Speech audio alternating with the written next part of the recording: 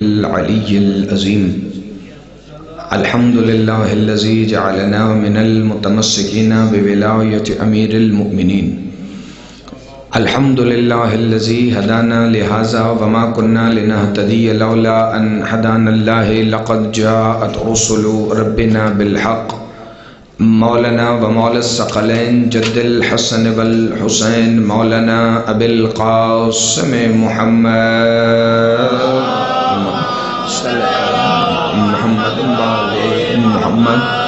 الصلاة والسلام وأهل بيته الطيبين الطاهرين المعصومين المنتجبين الهداتيين المهديين المنتخبين المنتجبين المظلومين الذين أذهب الله عنكم الرجس أهل البيت ويطهركم تطهيرا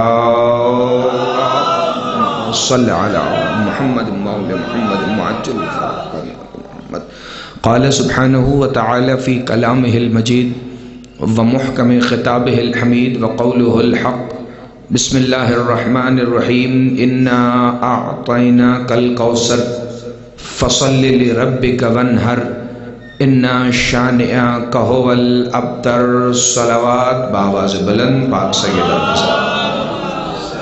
صلی علی محمد وعلی محمد معجل فرجک آل محمد۔ دعا ہے کہ پروردگار عالم اس عظیم ترین عبادت کے درجات میں اور بھی بلندی عطا فرمائے، کیونکہ مجلس عزا کی قبولیت کی دعا میں اس لیے مانگتا ہی نہیں کہ کائنات کی وہ واحد عبادت ہے ذکر محمد و آل محمد جو قبول پہلے ہے اور ادا بعد میں ہے۔ پروردگار عالم آل محمد کی عزت اور عظمت کے صدقے میں خادمین فرش عزا خصوصاً عباد بخاری صاحب اور ان کے تمام فرزندان و اہل خانہ کے عزت، رزق، جان، مال، ایمان اور خصوصاً عقیدہ ولایت امیر المومنین میں بے حساب برکتیں عطا فرما۔ جتنے مومنین و مومنات اس فرش عزائے سیدہ کونین پر سجدہ مودت فی القربہ ادا کرنے کے لیے حاضر ہوئے ہیں، میرے مولا اس مجلس کے ختم ہونے سے پہلے ان کی جھولیاں بھر کے بھیج۔ پروردگار عالم سب دعاؤں کی یہی ایک ہی دعا ہے کہ اس شہنشاہ معظم کا ظہور اپنے امر سے ہو، جو شریک القرآن ہے، جو خلیفۃ الرحمن ہے، جو امام الانس والجان ہے، جو صاحب العصر والزمان ہے، وہ جو ایک ہی وقت مصطفیٰ بھی ہیں، جو مرتضیٰ بھی ہیں، جو مجتبیٰ بھی ہیں، جو سیدہ بھی ہیں، جو سید الشہداء بھی ہیں، وہ حقیقت کلنا محمد یعنی کہ ابی الفضل العباس بن کر خانہ کعبہ کی چھت پر آئیں اور علم ولایت لہرا کر یہ صدا دیں، اشہد ان امیر المؤمنین علی ولی اللہ، تاکہ دنیا کے ہر منکر ولایت علی کو یہ خبر ہو جائے کہ جیسے علی آدم سے پہلے واجب تھا ویسے ہی قائم کے آنے کے بعد بھی واجب ہی رہے۔ ایک صلوات باواز بلند تلاوت فرما لیں شہزادیہ کونین محمد و آل محمد۔ جتنے مومنین تشریف فرمائیں وہ یقیناً مجلس کے لیے کافی ہیں، اور ہر کوئی اگر یہ سمجھ کے مجلس سنے کہ وہ اکیلا سننے والا ہے اور میں اکیلا پڑھنے والا ہوں تو یقیناً عبادت کے لیے کافی ہوگا۔ وقت مختصر ہے، بات تھوڑی زیادہ ہے۔ سیدہ کونین کے فضائل کا حکم ہے اور میں نے قرآن سے شہزادی کونین کا سب سے مختصر قصیدہ تلاوت کرنے کا شرف حاصل کیا۔ گیلانی صاحب، بشارت چاہ جی، جتنے سید موجود ہیں، سورہ کوثر قرآن کے ان قصائد میں سے ایک قصیدہ ہے جو اللہ نے مادر حسنین کے لیے تلاوت کیا، کیونکہ قرآن ان کے قصیدوں کی کتاب ہے اور سورہ کوثر ان قصائد میں سے ایک قصیدہ ہے، لیکن سورہ کوثر ادب کے اعتبار سے بھی قصیدے کے معیار پہ پوری ہے۔ کیوں؟ کیونکہ ادب کی مختلف اصناف ہیں، اس میں نظم بھی ہوتی ہے، اس میں غزل بھی ہوتی ہے، اس میں دوہڑا بھی ہوتا ہے، اس میں قصیدہ بھی ہے، اس میں نثر بھی ہے، لیکن سورہ کوثر قصیدے کے معیار پر مکمل ہے اور سارے قصیدے اسی قصیدے کے صدقے میں ہی لکھے جائیں گے، چونکہ قصیدے کے لیے 3 شرطیں ہوتی ہیں۔ پہلی شرط یہ ہوتی ہے جس کا قصیدہ ہو اس کی تعریف ہو، دوسری شرط یہ ہوتی ہے کوئی عمل کا پیغام ہو، تیسری شرط ہوتی ہے جس کا قصیدہ ہے اس کے دشمن کی مذمت ہو، اور یہ تینوں شرطیں سورہ کوثر میں ایسے پوری ہوئی۔ انا اعطیناک الکوثر میں محمد کی بیٹی کا فضائل ہے، فصل لربک وانحر میں کسی کے لیے پیغام عمل ہے، اور انا شانئک ھو الابتر میں محمد کے دشمن پر قرآن میں تبرک۔ آپ جی آپ صدا سلامت رہیں، جسے فکرہ سمجھ آئے جی مل کے سارے حیدری۔ اب دوپہر کے 12:30 ہو رہے ہیں تو ٹھنڈ تو اب نہیں لگنی چاہیے، ذرا تھوڑا سا اور بولیں گے تو لطف آئے گا جی۔ بسم اللہ الرحمن الرحیم، انا اعطیناک الکوثر۔ سورہ کوثر نازل ہوئی کب؟ کیونکہ قصیدہ ہے، بسم اللہ باقر شاہ جی، قصیدہ ہے سیدہ کونین کا، آپ توجہ فرمائیں گے تو لطف آئے گا جی۔ قصیدہ ہے سیدہ کونین کا، نازل ہوا ہے سیدہ کونین کے ساتھ، اور سورہ کوثر کے فضائل میں سے ایک فضیلت یہ ہے کہ اللہ کے رسول فرماتے ہیں کہ جو ہر شب جمعہ 1000 مرتبہ سورہ کوثر علی کی ولایت دل میں رکھ کر تلاوت کرے گا، محمد کا وعدہ ہے میں زندگی میں اس سے ملاقات کرنے کے لیے۔ سدا سلامت رہیں، ہمیشہ زندہ باد رہیں، جسے فکر سمجھ آئے گا۔ یا علی یا علی یا علی مدد حق حیدر۔ بڑی توجہ جی، چونکہ میں نے 2 جملے سورہ کوثر پہ کہنے، اس سے پہلے سورہ کوثر کا وہ معیار، وہ مقام آپ کے ذہن میں محفوظ ہو جو آج تک اگر نہیں بھی گزرا۔ مولا صادق فرماتے ہیں کہ میرے نانا محمد مصطفیٰ نے فرمایا اگر کسی کا جانور بیمار ہو جائے اور اتنا بیمار ہو کہ وہ جانور اٹھنے کے قابل بھی نہ رہے، تو وہ مومن جس کے دل میں میرے بھائی علی کی ولایت ہے، وہ بیمار جانور کے دونوں کانوں میں 3 مرتبہ سورہ کوثر علی کی ولایت کے عقیدے پر رہتے ہوئے تلاوت کرے، پھر اپنے پاؤں کی ٹھوکر مارے، جانور اٹھ کے کھڑا ہو جائے۔ جس فکرہ سمجھ آئے یقیناً عقیدے کا وہ بولنا چاہیے بھائی، وہ اپنے پاؤں کی ٹھوکر مارے سورہ کوثر پڑھ کے تو وہ جانور بھی اٹھ کے کھڑا ہو جائے گا جو مرنے کے قریب ہو۔ بھائی مرتے ہوئے جانور کو علی کا شیعہ سورہ کوثر پڑھ کے اٹھا دے تو جو خود ساقی کوثر ہے وہ مردہ زندہ نہیں کر سکتا۔ بسم اللہ، آپ صلی سلامت رہیں، ہمیشہ زندہ باد رہیں۔ بڑی توجہ جی، تو یہ فضیلت ہے سورہ کوثر کی۔ تو سورہ کوثر قصیدہ بن کے آئی ہے سیدہ کونین کا۔ یہ جو فضائل میں آنے والے آنسو ہوتے ہیں، یہ بڑی روحانیت اور بڑی مجلس عزا کے اندر ایک وہ چیز ہے جو خاص عطا سیدہ کونین ہے۔ میں بڑی توجہ چاہ رہا ہوں اور اگلا فکرہ بڑی جلدی سے تلاوت کرنے لگا۔ مکے میں ہر سال ایک عکاظ کا میلہ لگتا تھا جس میں پورے عرب اور اہلیان قریش کے تمام قبائل شرکت کرتے تھے، لیکن اس قبیلے کے اندر، اس میلے کے اندر سارے قبائل ایک رسم مل کر ادا کرتے تھے، کیونکہ کہیں میلہ ہو نا، وہاں کوئی قبیلہ اپنی کوئی رسم ادا کرتا ہے، کوئی رسم ادا کرتا ہے، لیکن قریش اور عرب کے جتنے قبائل تھے وہ سارے عکاظ کے میلے پر ایک رسم ادا کرتے تھے۔ بشارت شاہ جی، ہر قبیلے کے نامور شعراء اپنے اپنے سرداروں کے قصیدے لکھ کر لاتے تھے، اور پھر وہی قصیدے خانہ کعبہ کی دیوار پر لٹکائے جاتے تھے۔ جن بزرگوں نے یہ بات سنی ہے وہ تائید فرما دیں گے اور نوجوان تحفہ سمجھ کے قبول فرما لیں گے۔ تو عکاظ کے میلے پر تمام شعراء اپنے اپنے قصیدے لکھ کر لاتے، خانہ کعبہ کی دیوار پر لٹکاتے، اور جس کا قصیدہ سب سے بہترین ہوتا تھا وہ اگلے سال تک لگا رہتا تھا، اور باقی تمام شعراء اپنا اپنا کلام اس قصیدے کے مقابلے سے اتار کر لے جاتے تھے۔ جس سال سال عکاظ کے میلے سے پہلے نازل ہوا نا محمد کی بیٹی کا قصیدہ. ذرا اب وہ بندے توجہ کریں جن کو ایسے مولوی ملتے ہیں جو کہتے ہیں محمد کو پڑھنا اور لکھنا نہیں آتا تھا. جب اللہ نے محمد کی اکلوتی بیٹی کا قصیدہ نازل کیا، ساتھ اللہ نے کہا محمد اپنے ہاتھ سے ہرن کی کھال کی کرتاس بنا کر لکھو. مصطفیٰ نے اپنے دست نبوت سے ید اللہ والی انگلیوں سے مصطفیٰ نے ہرن کی کھال پہ لکھا انا اعطیناک الکوثر فصل لربک وانحر انا شانئک ھو الابتر. اور عکاظ کے میلے میں خانہ کعبہ کی دیوار پر حجاب اللہ کا قصیدہ محمد نے لگایا.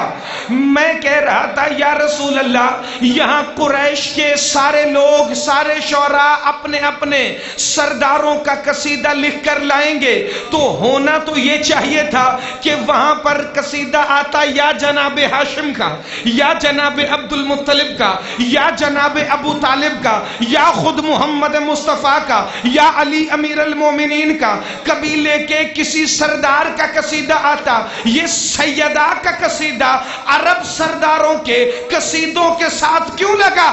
آواز محمد آئے گی. تمہیں نہیں پتا حدیث قصہ میں اللہ نے بتایا ہے عرش پہ اس خاندان کی سردار کا نام زہرا. آپ صدا سلامت رہیں، ہمیشہ زندہ باد رہیں. جس فکر سمجھ حسین بادشاہ مل کے جواب دیجئے. حسین بادشاہ یا علی امیر المومنین ادرکنی فی سبیل اللہ. بڑی توجہ. تو سیدہ کونین کا قصیدہ محمد مصطفیٰ نے خانہ ابھی میں نے سورہ کوثر کی تفسیر شروع نہیں کی، کرنی میں نے 1 بجے سے پہلے چونکہ نماز کا وقفہ ہے، ورنہ بات تھوڑی لمبی بھی ہو جاتی. آپ توجہ فرمائیں تاکہ جملہ دہرانا نہ پڑے. تو اب جب محمد مصطفیٰ نے انا اعطیناک الکوثر ہرن کی پاکیزہ کھال پر اپنے دست نبوت کی ید اللہ انگلیوں سے لکھ کر لٹکائی انا اعطیناک الکوثر، تو اب اگلے دن صبح عرب کے سارے شعراء آنکھیں پھاڑے ہوئے، منہ کھولے ہوئے کعبے کی اس دیوار کو دیکھ رہے تھے جہاں محمد کی بیٹی کا قصیدہ توحیدیہ لٹک رہا تھا کہ ایک دفعہ سارے شعراء نے اپنے اپنے قصیدے اتارنے شروع کیے. ایک ایک کر کے سارے قصیدے اتارے. اکیلا محمد کی بیٹی کا قصیدہ تھا جو خانہ کعبہ کی دیوار پہ لٹکا ہوا تھا. یہ رسم ہر سال ہوتی تھی، مگر اس دفعہ ایک نیا کام ہوا. عرب کے سارے شعراء نے قصیدے اکٹھے کیے، ایک طرف رکھے، اور جو سب سے بوڑھا شاعر تھا وہ ایک قلم دوات لے کر آگے آیا اور کعبہ کی دیوار پر زہرا کے قصیدہ انا اعطیناک الکوثر کے نیچے لکھ گیا ما ھذا کلام البشر، یہ بندے کا کلام نہیں ہے. آپ صدا سلامت رہیں، ہمیشہ زندہ باد رہیں. بڑی توجہ جی، بڑی مہربانی. یہ مل کے حیدری، یہ بشر کا کلام نہیں ہے. سارے شعراء اپنے اپنے قصیدے اتار کر لے گئے. میں ایک سوال کرتا ہوں اپنے عزت والے سامعین سے، یہ تو بتائیے وہ جو قصیدے لکھ کر لائے تھے کیا وہ قبائل مسلمان تھے؟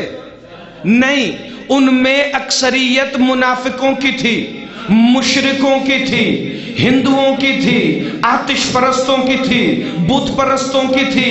وہ جو چاند کی عبادت کرتے تھے، وہ جو سورج کی عبادت کرتے تھے، وہ جو محمد کو نعوذ باللہ مجنون کہتے تھے، وہ جو نعوذ باللہ مصطفیٰ کو جادوگر کہتے تھے، وہ جو نعوذ باللہ مصطفیٰ کو اپنے جیسا شاعر مانتے تھے، وہ بھی لکھ گئے ما ھذا کلام البشر، یہ بشر کا کلام نہیں ہے، اور اپنے اپنے قصیدے اتار کر لے گئے. سب شعراء آئے نبی اکرم کے پاس اور آ کر کہنے لگے ہمیں یہ تو بتائیے یہ آپ کے قبیلے کے کس سردار کا قصیدہ ہے؟ مصطفیٰ نے اس گھر کی طرف اشارہ کیا جہاں بی بی سیدہ ملکۃ العرش کی آغوش کنت کنزن مخفیہ میں لیلۃ القدر والی چادر کے اندر جناب سیدہ کونین موجود تھی اور کہا یہ میری اکلوتی بیٹی زہرا کا قصیدہ ہے جو انا اعطیناک الکوثر بن کر مجھ پر نازل ہوئی ہے، وہ کہنے لگے پھر تو اچھا ہوا جو ہم نے اپنے قصیدے اتار لیے، چونکہ مشرک شاعر بھی جانتے ہیں زہرا کے مقابلے پر آنا شرک سے بھی بڑا گناہ ہے۔ آپ سدا سلامت رہیں، ہمیشہ زندہ باد۔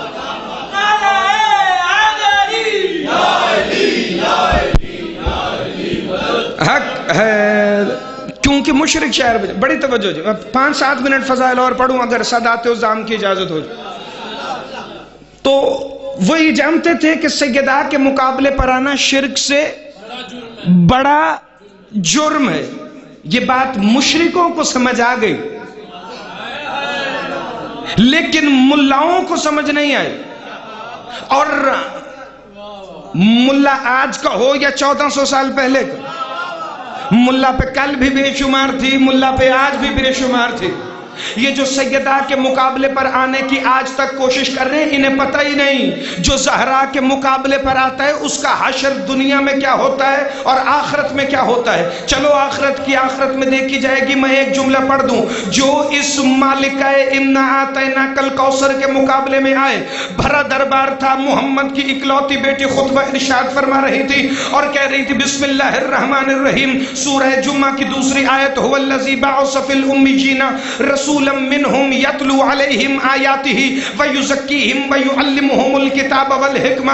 اللہ اپنا تعارف کروا کے کہہ رہا تھا میں اللہ وہ ہوں جس نے ایک نبی بھیجا ہے جو تمہیں آیتوں کی تلاوت کر کے بتاتا ہے، جو تمہیں پاک کرتا ہے اور تمہیں کتاب کی تعلیم دیتا ہے، مگر حکمت کے ساتھ۔ نہ بندے آیتوں کی تلاوت پر چونکے، نہ بندے کتاب حکیم کی تعلیم دینے پر چونکے۔ دربار میں سے ایک بندے نے اٹھ کے کہا وَيُزَكِّيهِمْ کا مطلب کیا ہے بی بی؟ تمہارے بابا نے آ کر ہمیں پاک کیا، ہم کیا پہلے پاک نہیں تھے؟ لہجہ الہی اوڑھ کر علی کی زوجہ نے، علی کی ہمسر نے کہا میرے بابا کے آنے سے پہلے تم پاک نہیں تھے، تم نالیوں کا پانی پیتے تھے۔ اس نے بتایا آب زمزم کیا۔ ہاتھ اٹھانا بھائی جسے فکر سمجھ آئے۔ آپ صدا سلامت رہیں، ہمیشہ زندہ باد۔ جسے گھبراہٹ ہوتی ہے حق کے سیدہ سنتے ہوئے وہ بھلے ہماری بلا سے نہ سنے۔ بڑی توجہ، تم نالیوں کا پانی پیتے تھے، میرے بابا نے بتایا کہ آب زمزم پاک و پاکیزہ ہے۔ میں فکرہ پڑھوں گا اشارے میں اور کنائے میں، وہ بندہ پہنچ جائے گا کہ فکرہ محمد کی بیٹی نے فرمایا کیا۔ رسول کی بیٹی فرماتے تم تو اتنے ناپاک تھے کہ تمہیں یہ بھی پتہ نہیں تھا کہ جانور کا کون سا حصہ کھانا ہے اور کون سا نہیں۔ آپ صدا سلامت رہے، ہمیشہ یہ مسکراہٹ سلامت رہے جو فضائل پر آ جاتی ہے، یہ کھلے ہوئے چہرے زندہ باد۔ مل کے علی لال کلندر، آپ صدا سلامت۔ ابھی بھی نہیں پتا کہیں کچھ، بسم اللہ۔ ایسے جی گیلانی صاحب کہہ رہے ہیں کئی بندوں کو ابھی بھی نہیں پتا۔ صلوات اللہ صلی علی محمد وعلی محمد وعجل فرجہم۔ بڑی توجہ۔ تو ایک دفعہ جب دربار میں سیدہ کے لہجے کا جلا، میں کیا کروں، میں نے ہو سکتا ہے انا اعطیناک الکوثر میں سے بھی صرف انا کی تشریح ہو سکے، لیکن اس سے پہلے ایک فکرہ آ گئے۔ سیدہ کے خطبے میں اتنا، ابھی روحانی صاحب کہہ رہے تھے نا کہ اپنے بچوں کو سیدہ کا خطبہ ضرور پڑھائیں، اور یہ صرف ہمارے بچوں کے لیے نہیں۔ مولا سجاد فرماتے ہیں ہمارے گھر میں جو بھی پیکر توحید یا عصمت نازل ہو ہم اسے سب سے پہلے 2 چیزیں سکھاتے ہیں، ایک خطبہ غدیر، ایک خطبہ فدق۔ زندہ باد۔ ہاتھ اٹھائیے گا، خیرات مانگ لیجئے گا۔ سیدہ کے لہجے میں وہ جلال تھا۔ بندے کہتے ہیں وہ خطبہ تھا کیسا؟ جس نے شام میں علی کی بیٹی کا خطبہ سن رکھا ہے، جیسے مرتضیٰ کی بیٹی لہجہ مرتضوی میں خطبہ ارشاد فرماتی تھی، ایسے ہی دربار نبوت میں نبی کے بعد جو خطبہ مصطفیٰ کی بیٹی نے دیا وہ مصطفیٰ کے لہجے میں تھا۔ تبھی تو پورا مدینہ قدموں پہ کھڑا ہو کے دیکھ رہا تھا کہ محمد ظاہراً دنیا میں نہیں، مگر پردے سے جو بول رہی ہے وہ محمد ہے، مگر پردے سے جو تکلم کر رہی ہے وہ محمد ہے۔ صرف ایک نقطے کی طرف توجہ فرمائیے گا، اتنا جلال تھا سیدہ کونین کے لہجے میں کہ جس کی طرف دیکھ کر بی بی نے خطبہ ارشاد فرمایا نا، اس کی نظریں اٹھنے کے قابل نہیں رہی۔ کہہ رہا تھا میں اللہ کے غضب سے پناہ مانگتا ہوں، میں اللہ کی پناہ مانگتا ہوں محمد کی بیٹی کے جلال سے۔ میں نے غضب الہی دیکھا تو نہیں، مگر محمد کی بیٹی نے دربار میں اس غضب کی جھلک دکھلائی ہے۔ میں محمد کی بیٹی کے جلال سے، میں جس موقع کا آپ نے صرف مصاحب سنا ہے، میں تمہیں اس موقع کی وہ فضیلت سناؤں جو نسلوں کو حق کے سیدہ بتانے کے لیے کافی ہو جائے۔ کہ سیدہ نے جو ہی خطبہ ارشاد فرمایا نا تو کہا میں اللہ کی پناہ مانگتا ہوں محمد کی بیٹی کے جلال سے۔ اس کے یہ فکرے سن لیے جناب سیدہ فضا نے اور کہتی ہیں شہزادی وہ جو کرسی پہ بیٹھا ہے نا وہ کہہ رہا ہے میں زہرا کے غضب سے اللہ کی پناہ مانگتا ہوں۔ پھر ایک دفعہ لہجہ محمد میں کہا کیسے اللہ کی پناہ مانگو گے تم میرے جلال سے؟ کہ میں مصلی عبادت پر جاؤں گا، نماز پڑھوں گا، اللہ کی پناہ میں آ جاؤں گا۔ سیدہ نے وہی خطبے کے بعد مسجد نبوی میں کھڑے ہو کے کہا فی کل صلاۃ اصلیھا، تو پھر آج کے بعد میں بھی ہر نماز میں تجھ پر لعنت کروں گی۔ میں جسے خوف آتا ہے وہ بھلا سنے بھائی، تو پھر آج کے بعد میں بھی ہر نماز میں تجھ پر لعنت کروں گی۔ دو تین مسخرے مسکرا کے کہتے محمد کی بیٹی تو نماز میں ہم پر لعنت کرے گی، ہم بھی تو نماز پڑھیں گے۔ پھر فائدہ کیا ہوگا؟ کہ یہ ہوگا جب تم نماز میں جاؤ گے تو نماز بھی تمہارے وجود پر لعنت کرے گی۔ سدا سلامت رہے، ہمیشہ زندہ باد، مل کے سارے حیدری۔ سیدہ کے مقابلے میں کفر اور شرک سے بڑا گناہ اِنَّا أَعْطَيْنَاكَ الْكَوْثَرَ، چونکہ اللہ نے قرآن میں اعلان کیا ہے محمد۔ اچھا اب 20-25 منٹ کے بعد اگر میں تمہید کروں تو لطف نہیں آئے گا، اگر لفظوں پہ گیلانی صاحب یہ غور کر لیں تو پھر مجھے لطف آئے۔ اِنَّا أَعْطَيْنَاكَ الْكَوْثَرَ، میں نے نہیں ہم نے آپ کو سیدہ عطا۔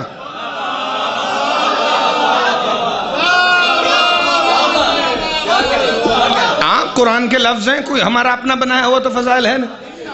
اِنَّا انا میں، انتا تم، اِنَّا ہم نے آپ کو سیدہ عطا کی۔ اگر 10 دسمبر کو کشانہ عباس ٹاؤن شپ میں عباد بخاری صاحب کے زیر اہتمام مجلس میں بھی میں کھڑا ہو کر یہ بتاؤں کہ کوثر کا مطلب پانی کا تالاب نہیں بلکہ محمد کی بیٹی ہے تو پھر میرے آنے کا فائدہ نہیں۔ ہم نے آپ کو سیدہ عطا کی، ہم نے۔ یہ انا کے اندر ہی سورہ کوثر کا سارا راز ہے، چونکہ یہ جہاں اللہ نے قرآن میں کہا ہے نا انا، اسے کہتے ہیں عربی میں متکلم مع صغیر، جب وہ کسی کو اپنے ساتھ ملا کے کوئی بات کرے تو وہ کہتے ہیں انا ہم، کیا کہنے ان ہم کے جو ہم میں ہم ہیں۔ یہ اٹھتے ہوئے ہاتھ سلامت رہے بھئی، کیا کہنے ان ہم کے جن کو ہم میں ہم کر کے وہ ہم کہتا ہے۔ اچھا اور یہ ہم صرف یہاں نہیں آئے، بسم اللہ الرحمن الرحیم سورہ یاسین ہے، اِنَّا نَحْنُ نُحْيِي الْمَوْتَى وَنَكْتُبُ مَا قَدَّمُوا وَآثَارَهُمْ وَكُلَّ شَيْءٍ أَحْصَيْنَاهُ فِي إِمَامٍ مُبِينٍ۔ اللہ فرما رہا ہے پھر ایک جگہ ہم نہیں، 2 دفعہ، اِنَّا نَحْنُ، ہم اور ہم ہی ہیں، ہم جو مارتے بھی ہیں جو زندہ بھی کرتے ہیں۔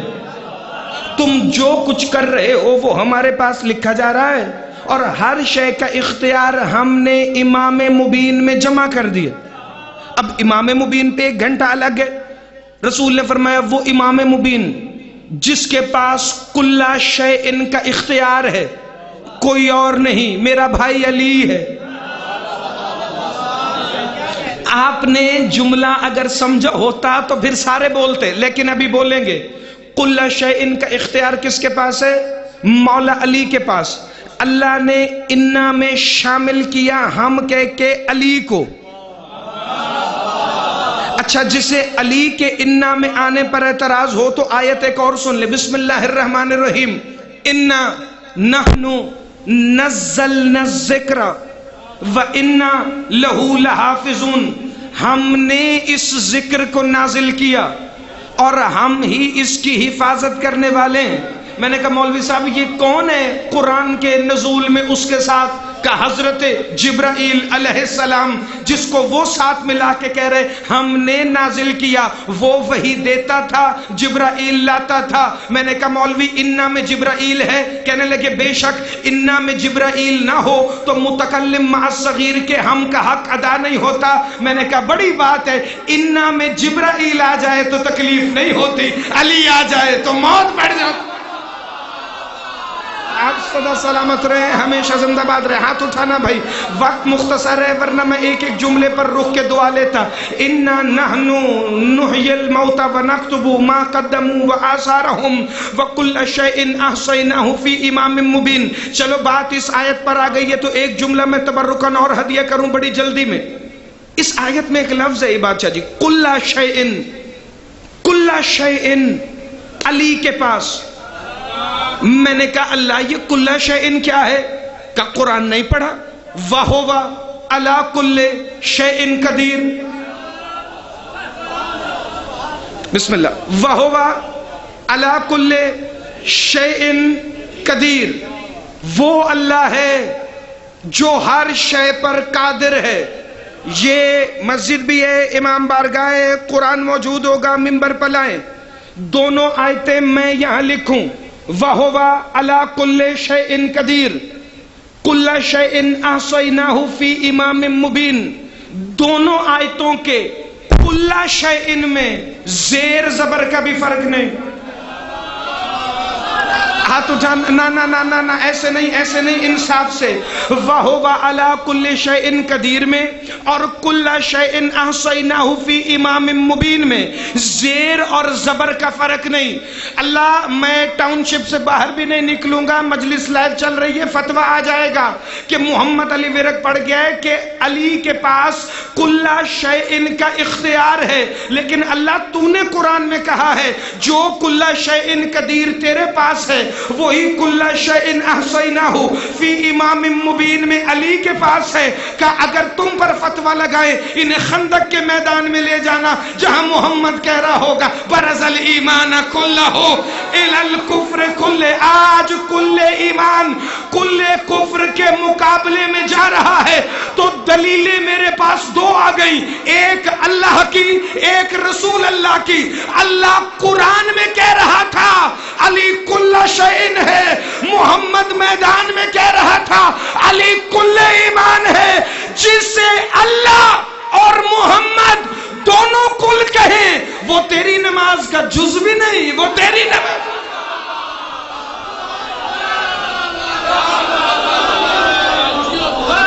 آپ صدا سلامت رہے، ہمیشہ زندہ باد رہے، بڑی توجہ جی۔ یا انا سن لیں اور مجھے اجازت دیں۔ انا اعطیناک الکوثر، ہم اب انا ہے ہم۔ اچھا اللہ امام مبین والے انا میں علی، انا نحن نزلنا الذکر، یہ جو ظاہری ترجمہ میں وہ پڑھ رہا ہوں، ورنہ اس آیت پہ بھی ایک الگ مجلس ہے کہ انا نحن نزلنا الذکر میں جو نازل ہونے والا ذکر ہے وہ کون؟ ہم نے نازل کیا قرآن کو، تو اس میں آ گیا جبرائیل۔ انا اعطیناک الکوثر میں کون ہم ہے جسے ملا کے وہ کہہ رہے ہیں ہم نے محمد آپ کو سیدہ عطا کی۔ اچھا اس انا کو ایک دفعہ پھر علم کے حوالے کر کے ایک انا اور سن لیں۔ انا انزلناہ فی لیلۃ القدر،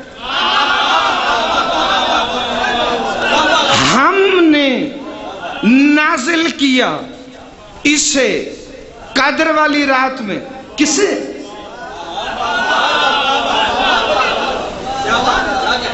اللہ. بندے نے مولا صادق شہنشاہ سے پوچھا مولا یہ لیلۃ القدر کیا ہے؟ کہ اسم جدتی، میری دادی کا اسم ہے لیلۃ القدر. تو کہ مولا اللہ اگلی آیت میں یہ کیوں کہہ رہے وما ادراک ما لیلۃ القدر؟ کہ اللہ کہہ رہے تم کیا جانو محمد کی بیٹی کون ہے. ہاتھ اٹھانا، خیرات مانگنا، جسے فکر سمجھے. تم کیا جانو محمد کی بیٹی کون ہے؟ بشارت شاہ جی، بادشاہ جی، احسن شاہ جی، باقر شاہ جی، جتنے سید بیٹھے قیامت تک میری نسلوں کے لیے دعا کافی ہو جائے گی نجف منزل کے صدقے میں.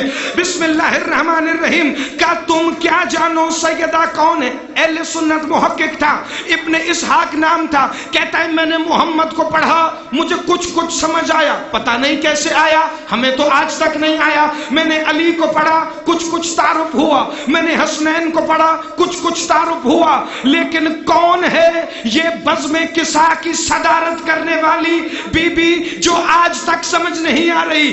ابن اسحاق کہتا ہے میں نے مورخین سے پوچھا، مجھے زہرا کی سمجھ نہیں آئی. میں نے محدثین سے پوچھا، مجھے محمد کی بیٹی کا تعارف نہیں ہوا. کہ میں ایک دفعہ جنگل سے جا رہا تھا، ایک فقیر ملا جس کے ہاتھ میں تسبیح تھی اور وہ کہہ رہا تھا یا حجاب اللہ، یا حجاب اللہ، یا حجاب اللہ. جو عظمت سیدہ سننے بیٹھا ہے سر اٹھانا. یا حجاب اللہ، یا حجاب اللہ، یا حجاب اللہ، یا حجاب اللہ، یا حجاب اللہ. کیوں؟ کہتا ہے میں نے آ کے پوچھا کیا آپ کو پتا ہے کہ حجاب اللہ کا تعارف کیا ہے؟ بھائی جو باتیں مؤرخ، محدث اور ملا نہیں بتاتے وہی باتیں تو فقیر کی چوکھٹ سے ملتی ہیں. کہ جو ہی میں نے سوال کیا نا فقیر سے کیا آپ کو پتا ہے حجاب اللہ کون ہے، تو فوراً سجدے میں گرا، سر اٹھا کے کہتا ہے اللہ ہوتے تو بتاتے کہ زہرا کون. اللہ، کیونکہ کوئی نہیں جانتا انہیں سوائے اس کے. تو انا انزلناہ، بڑی توجہ، فی لیلۃ القدر. لیلۃ القدر خیر من الف شہر. ہم نے اسے نازل کیا قدر والی رات میں. وما ادراک ما لیلۃ القدر، تم کیا جانو کہ سیدہ کون ہے؟ بندے نے کہا مولا لیلۃ القدر تو وہ نہیں جو رمضان کی آخری 10 راتوں میں تلاش کرنی ہے. مولا نے فرمایا وہ مشکل کوئی نہیں، ہمارے کسی شیعہ کو افطاری کروا دینا تو لیلۃ القدر کا ثواب ہے. کہ مولا اگر اس قابل نہ ہو کہ کسی علی ولی اللہ والے کو ایک کھجور بھی پیش کرو تو لیلۃ القدر کا ثواب ہے. کہ مولا کھجور بھی نہ ہو کہ پانی پلا دینا تو پھر بھی لیلۃ القدر کا ثواب ہے. کہ مولا اگر کوئی پانی پلانے کے قابل بھی نہ ہو، معذوری کے عالم میں اپنے بستر میں پڑا ہو، جس کو ہلنے کی حرکت کرنے کی جرت جسارت طاقت بھی نہ ہو، مولا وہ کیا کرے؟ کہ وہ سو تو سکتا ہے، رات کو سونے سے پہلے بس اپنے ذہن میں اتنا کہہ دے بی بی تیرے قاتل میں لعنت، تو تمہیں لیلۃ القدر کا ثواب مل جائے گا.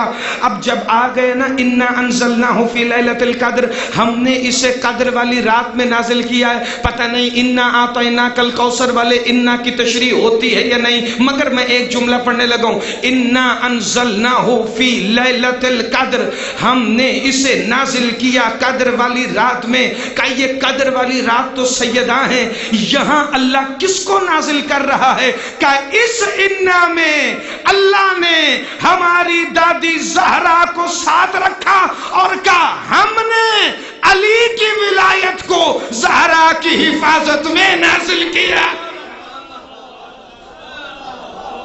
ہم نے علی کی ولایت. مجھے پتہ ہے آپ مصائب کے منتظر ہیں. ایک جملہ تو کہ مولا انا اعطیناک الکوثر میں کون ہے؟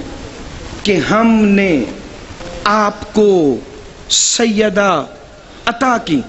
انا انزلنا میں خود سیدہ، انا نحن نحیی الموتى میں علی امیر المومنین، انا نحن نزلنا ذکر میں مولوی کے مطابق جبرائیل. پورا فضائل آپ نے سن لیا ہے 35-40 منٹ، آخری فکرہ بھی آپ ویسے سن لیں گے تو میں شکر گزار کہ مولا انا اعطیناک الکوثر میں کون ہے متکلم مع صغیر، جس کے مان میں اللہ کہہ رہے ہیں محمد ہم نے آپ کو زہرا عطا کی، کہا اور کوئی نہیں، سیدہ کی ماں خدیجۃ الکبریٰ ہے۔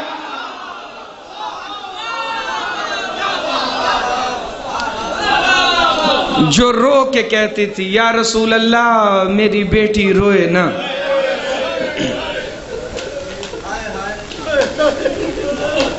جب ظاہری طور پہ اللہ کے رسول مفصل شہادت یقیناً آخری ذاکر تلاوت کرے گا، جو حکم ہے میں وہ فکر پڑھوں، جب ظاہری طور پہ اللہ کے رسول چلے نا دنیا سے، تو ایک دفعہ بی بی کو بلایا، میں فکر وہ پڑھتا ہوں جو بچوں کے ذہن میں بھی ایسے رہیں کہ اگلے سال تک رونے کے لیے کافی۔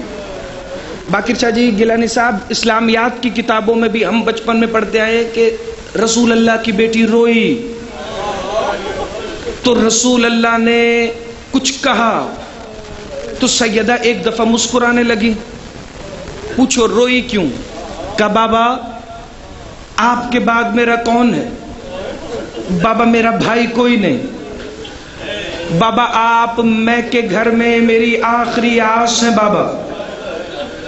پھر سیدہ کو رسول نے کہا بیٹی میرے اہل و عیال میں سب سے پہلے تم مجھے آ کر ملو گی، تو سیدہ مسکرانے لگی۔ اس مسکراہٹ کے بعد محمد نے کچھ باتیں کی جو میں نے مقتل میں پڑھی، وہ باتیں اگر پہنچ گئیں تو میرے حصے کی ڈیوٹی مکمل۔ رسول اللہ نے فرمایا بیٹی آپ جو مجھ سے ملنے کا سن کے مسکرا رہی ہیں نا، آپ کا میرا ملنا اتنا آسان نہیں، میرے بعد مسلمان آپ کے دروازے پہ لکڑیاں لے کر آ جائیں گے، بیٹی جس دروازے پر میں رک کے انما یرید اللہ کی آیتیں پڑھتا ہوں بیٹی اس دروازے کو آگ لگے گی۔ سیدہ کہتی ہیں بابا میں سید الصابرین کی بیٹی ہوں، سید الصابرین کی ماں ہوں، بابا میں اتنا صبر کروں گی زمانہ تیری بیٹی کے صبر پہ حیران ہو جائے گا۔ کہ بیٹی یہ جلتا ہوا دروازہ تیرے محسن کے اوپر گرے گا، تیرا محسن تیرے ہاتھوں میں اصغر کی طرح شہید ہو جائے گا، ایک ایک لفظ کا نہیں ایک ایک حرف کا ذمہ دار ہوں، بڑی توجہ جی۔ کہ بیٹی یہ جلتے ہوئے دروازے کے اندر گرم میخیں ہوں گی، بیٹی تیری 6 میں سے 5 پسلیاں ٹوٹ جائیں گی، بیٹی میرے بعد تو ایک ہاتھ سے تسبیح نہیں پڑھ سکے گی۔ سیدہ روئی نہیں، مسکرا کے کہتی ہے بابا تیری ملاقات کے لیے یہ سب قبول ہے۔ کہ بیٹی میری تحریر کو جھٹلایا جائے گا، بیٹی تجھے حق سے محروم رکھا جائے گا، کہتی ہے بابا تیری ملاقات کے لیے سب کچھ قربان، بابا بتا میرے صبر کی انتہا کیا ہے؟ کہ تیرا غریب حسین ایک طرف کھڑا ہو کر تیرے جنازے پہ کہے گا آج اماں آواز دے گی تو حسین ملنے کے لیے جائے گا، کہتی ہے بابا میں حسین کو بلا کے جنازے پر مل لوں گی، بابا میرے صبر کی حد کیا ہے؟ محمد ایک ایک جملہ بتاتے گئے، تیری بیٹیاں جلے ہوئے گھر میں کھڑی ہو کے روئیں گی، تیرے گھر کی چھت کو تیرے گھر کی زمین سے ملایا جائے گا، تیرے گھر کی جلی ہوئی لکڑیوں سے تیرے محسن کے لہو کی خوشبو آئے گی۔ مجھے نہیں پتا زہرا کے ماتم کا حق اس زندگی میں عطا ہو کہ نہ ہو۔ محمد فرماتے ہیں پھر فوجیں تیرے گھر میں داخل ہو جائیں گی، تیرے علی کے گلے میں رسی ڈال کر مدینے میں پھرایا جائے گا۔ رو کے کہتی ہے بس بابا اب مجھے اپنے ساتھ لے جا، میں اپنے اوپر دروازہ تو برداشت کر لوں گی مگر علی کے گلے میں رسی میں نے۔ یا حسین یا حسین یا حسین اجرکم یقیناً صف ازا قبول پہلے ہے منظور پہلے، بس ایک فکرہ اور مجھے اجازت۔ باقر شاہ جی وقت گزرتا گیا، محمد کی بیٹی ایک ایک دن گزارتی گئی۔